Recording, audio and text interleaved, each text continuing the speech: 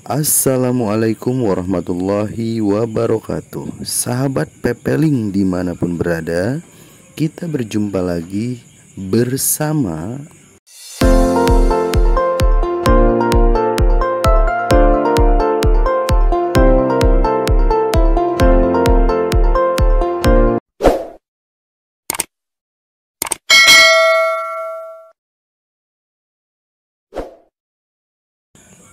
Pada kesempatan ini, saya akan bercerita tentang Musolah Keramat. Kisah ini berasal dari cerita rakyat Banten, yang sekarang musolah tersebut bernama Masjid Prate Udik. Namun sebelumnya, jangan lupa like dan subscribe ya channel ini, biar bisa terus memberikan yang terbaik buat sahabat semua.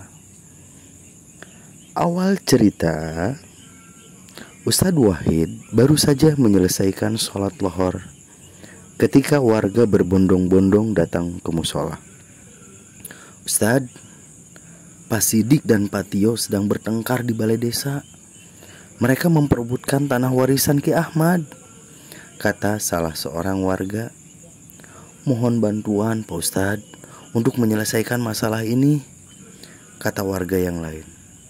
Ustadz Wahid segera menuju balai desa. Baik Pak Sidik maupun Pak Tio tak mau mengalah.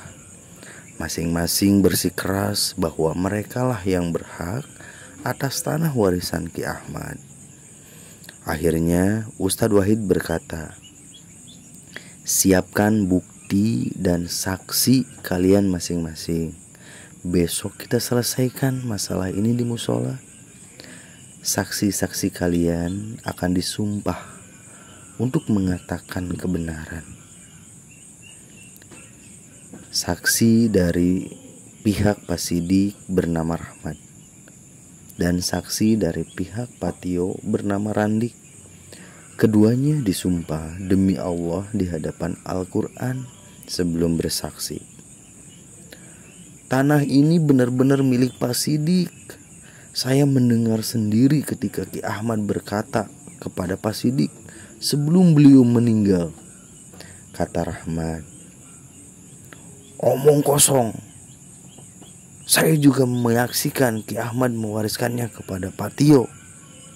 Bahkan beliau menuliskannya di surat wasiatnya. Ini buktinya, sanggah Randik sambil menyerahkan selembar surat. Ustadz Wahid mempelajari surat wasiat itu, lalu memutuskan bahwa Pak Tio yang berhak atas tanah itu. Seminggu kemudian tersiar kabar bahwa Randik sakit keras, lalu meninggal. Pak Tio ketakutan. Ia merasa bersalah. Sebenarnya ia telah berbohong kepada semua orang dan menyuruh Randik untuk bersumpah palsu. Tanah warisan Ki Ahmad sebenarnya adalah hak Pak Sidik. Meski ketakutan, Pak Tio tak mau mengaku dan tetap menguasai tanah itu. Suatu malam, Pak Tio kebakaran. Apinya besar sekali sehingga seluruh harta bendanya ludes. Pak Tio sendiri tewas dalam musibah kebakaran itu. Dengan kematian Randik dan Pak Tio, warga mulai menyadari bahwa kedua orang itu telah termakan sumpah yang mereka ucapkan di musola. Sejak saat itu, tak ada lagi warga yang berselisih soal tanah. Mereka pun hidup tentram. Berbulan-bulan kemudian, ketentraman warga terganggu. Tiba-tiba kegaduhan terjadi di rumah Fatimah. Maling! Maling! Teriak Fatimah. Kejadian itu terjadi pada malam hari.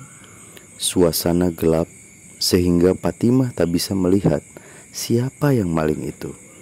Warga yang mendengar teriakan Fatimah berusaha membantu, namun terlambat.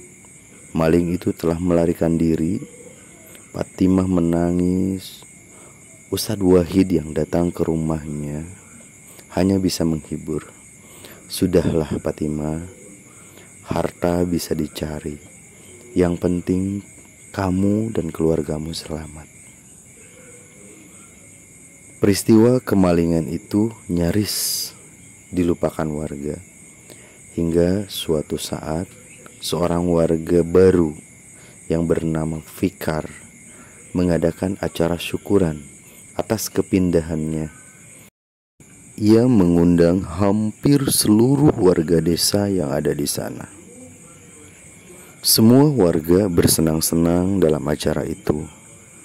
Hanya satu warga yang tak bisa tenang. Ia adalah Pak Umar, suami Fatimah. Seusai acara, Ustadz Wahid menanyainya, "Ada apa Umar? Dari tadi aku lihat kamu begitu gelisah." Umar menjawab, "Bukannya saya mau menuduh Pak Ustadz, tapi cincin batu yang dikenakan Fikar tadi adalah milik saya. Saya tahu pasti karena cincin itu warisan dari kakek saya. Beliau membuatnya sendiri, jadi tak mungkin Fikar bisa memiliki cincin yang sama. Pasti Fikar mencurinya dari rumah saya." Jelas Pak Umar kepada Pak Ustadz, "Jangan berburuk sangka dulu. Sebaiknya kita cari tahu kebenarannya," kata Ustadz Wahid kepada Pak Umar.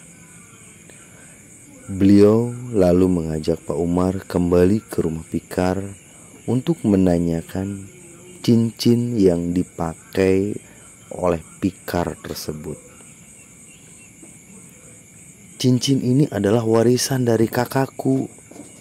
Ia meninggal bulan lalu," jawab Fikar pada saat ditanya oleh Pak Ustadz mengenai cincin yang dipakainya.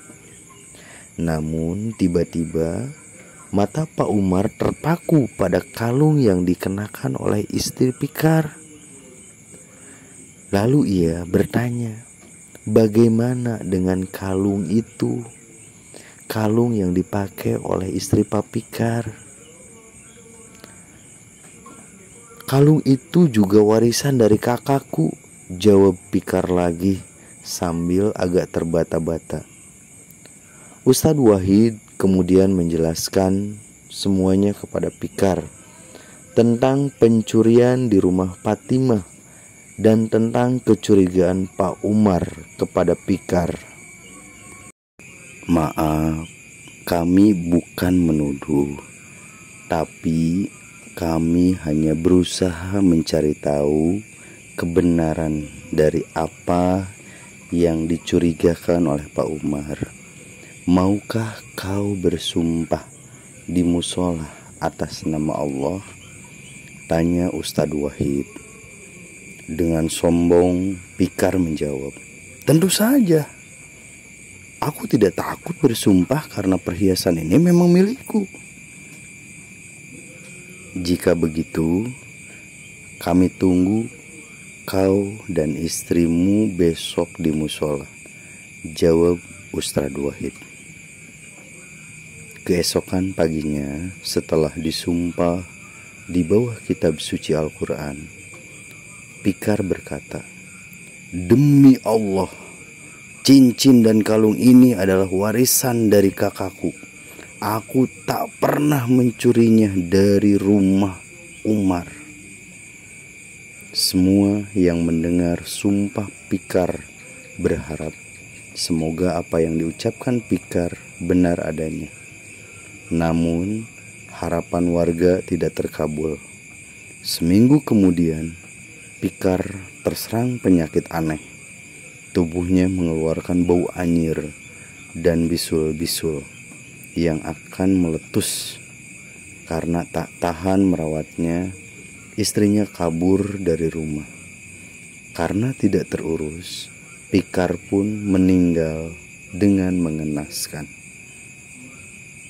Sahabat Pepelin, dari kejadian yang menimpa Randik, Pak Tio, dan Pikar. Akhirnya kesimpulan bahwa musola di desa itu adalah musola keramat. Karena itu mereka memutuskan untuk memperbesar musola dan menjadikannya masjid yang diberi nama Masjid Trate Udik. Warga menyelesaikan perselisihan mereka di masjid itu, tapi sejak itu tak ada lagi percekcokan yang berarti karena warga sadar untuk menjaga ucapan dan tak mudah mengucapkan sumpah.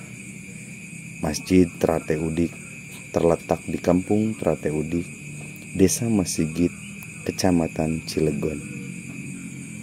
Dan pesan yang bisa kita ambil dari cerita musola keramat adalah jagalah ucapanmu dan janganlah memelihara kebiasaan untuk berdusta. Kebenaran akan selalu terungkap dengan cara apapun dan perbedaan apapun. Sampai di sini dulu sahabat Pepeling. Kita akan berjumpa lagi dengan cerita selanjutnya. Terima kasih. Wassalamualaikum warahmatullahi wabarakatuh.